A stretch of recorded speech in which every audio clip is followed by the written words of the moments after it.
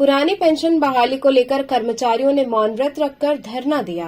पुरानी पेंशन बहाली संयुक्त मंच के तत्वावधान में पुरानी पेंशन बहाली को लेकर टाउन हॉल मैदागिन स्थित राष्ट्रपिता महात्मा गांधी की प्रतिमा के समक्ष मौन व्रत धरना दिया गया।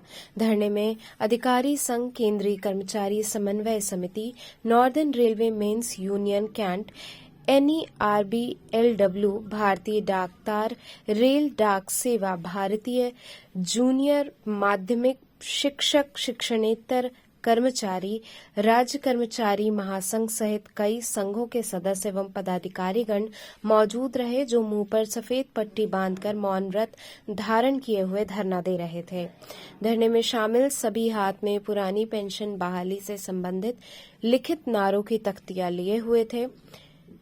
धरना दिए जाने से पूर्व शिक्षक नेता व पूर्व सदस्य विधान परिषद चेत नारायण सिंह ने गांधी जी व माता कस्तूरबा गांधी जी की प्रतिमा पर माल्यार्पण कर मौन व्रत धारण किया। धरना समाप्ति के पश्चात चेत नारायण सिंह ने कहा कि पुरानी पेंशन बहाली संयुक्त मंच द्वारा पुरानी पेंशन बहाली को लेकर राष्ट्रीय स्तर पर हर माह की 21 तारीख को जन जागरण करते हुए भारत सरकार से मांग करते आ रहे हैं।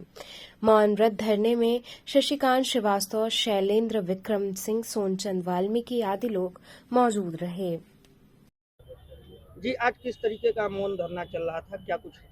जैसा कि जानते हैं कि हम लोग लगभग विगत 10 वर्षों से पुरानी पेंशन बहाली को लेकर के भारत सरकार से लगातार मांग किए जा रहे हैं और आंदोलन चल रहा है। अब हम लोग लग रहा है कि कहीं न कहीं हम लोग के साथ छलावा किया जा रहा है सरकारों द्वारा। इस क्रम में हम लोग रामलीला मैदान में भी अपनी रैली कर चुके हैं। अब हम सत्य एवं अहिंसा के पुजारी अपने महात्मा गांधी के चरणों में आज माल्यार्पण कर और लोकतांत्रिक प्रक्रिया के अंतिम चरण जो होता है हड़ताल और बंद होने का होता है, वो अब हम उस ओर बढ़ रहे हैं। इसलिए आज हम यहाँ बैठ करके मौन व्रत धारण करके सरकार का ध्यान आकर्षित कर रहे हैं कि अब आगे हमारी बात को नहीं सुनी जाएगी तो हम हड़ताल करने की करेंगे। जिस तरीके से दिल्ली से लेके पूरे देश में जिस तरीके से इसकी मांग हो रही है, लेकिन सरकार कुछ भी चूचा नहीं कर रही है, उस पर क्या कहना चाहिए? देखिए, सरकार खूब करती है और सोच भी रही है, जान भी रही है। लगातार उनके जो और उनकी अन्य एजेंसियां हैं, उनके माध्यम से अब जनता का ध्यान आकर्षित करने के लिए तमाम आर्थिक हथकंडे अपना रही कि इससे बहुत बड़ा नुकसान हो जाएगा और आर्थिक संकटों से देश गुजर रहा है। ये सरकार का आखिरी अस्त्र है, लेकिन हमारा भी आखिरी अस्त्र है, हम उस ओर बढ़ रहे हैं।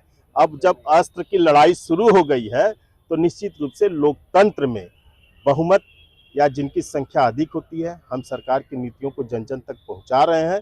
निश्चित रूप से मुझे पूरा प्रण और विश्वास है कि सरकार झुकेगी और हमारी पुरानी पेंशन बहाल। क्या लगता है 2024 मुख्य मुद्दा होगा पुरानी पेंशन बहाली को लेकर? बिल्कुल, पूरे देश में मुख्य मुद्दा होगा। आप देख रहे होंगे कि कर्नाटक देख लिए, हिमाचल प्रदेश देख लिया, अन्य राज्य भी आप देख रहे हैं और इस बात के अब ये प्रमाणिक बात हो रही है कि जहाँ जहाँ इनकी सत्ता हट रहे हैं वहाँ वहाँ पुरानी पेंशन बहाल हो रही है। अगर हमारी भी संख्या इस देश में 10 करोड़ वोटर है हमारे पास, और अगर नहीं करेंगे, सरकार ये चाहती है कि अब मुझे देश की सेवा नहीं करनी है, तो भाई वो इसी तरह से कटिबद्ध रहे, लड़े रहे हमसे। ठीक है।